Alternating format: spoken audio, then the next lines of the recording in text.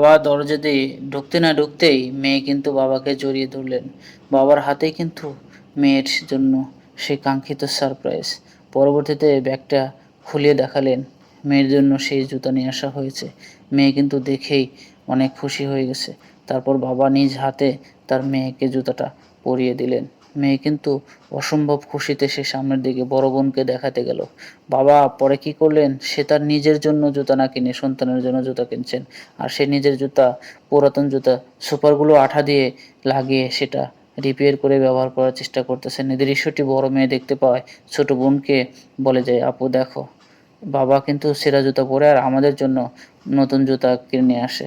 দুই বোন একটা প্ল্যান করলো যে আমাদের কাছে ব্যাংকে জমানো কিছু টাকা আছে, সে টাকাগুলো দিয়ে বাবার জন্য একটা সারপ্রাইজ দেওয়া যাবে।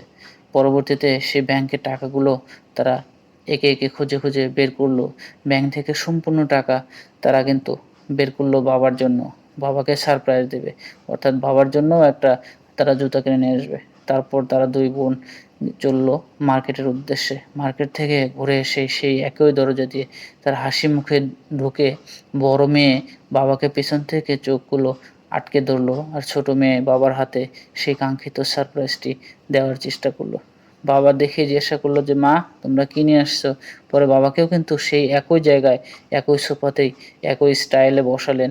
সে মেয়ে হয়ে দেখুন কত সুন্দর একটি গিফট বাবার জন্য উপস্থাপন করেছেন।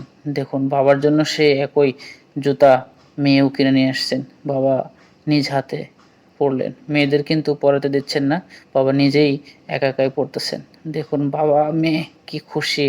বাবা মেয়ের যে অসাধারণ এই খুশি, আসলে দুনিয়াতে এর থেকে আর কোনো কিছু নাই। বাবারা মেয়েদেরকে একটু বেশি ভালোবাসে আর মেয়েরাও ঠিক